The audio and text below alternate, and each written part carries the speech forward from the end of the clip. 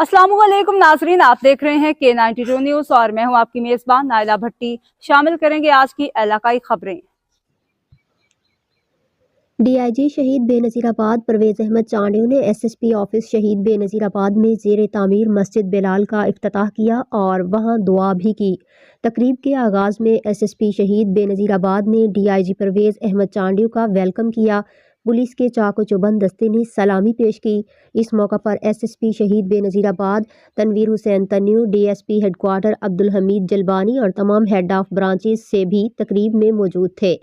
उन्होंने मस्जिद की तामीर को एक अहम कदम करार दिया जो पुलिस अफसरान और मकामी अवाम के लिए रूहानी सुकून का जरिया बनेगी। डीआईजी पुलिस शहीद बेनज़ीराबाद रेंज और एसएसपी शहीद बेनज़ीराबाद ने दुआ करते हुए अल्लाह ताला से अमन, सुकून और खुशहाली की दुआ की और कहा, इस मस्जिद का क़याम इलाके के फलाह बहबूद के लिए मुफीद साबित होगा। तर्जुमान शहीद बेनज़ीराबाद पुलिस।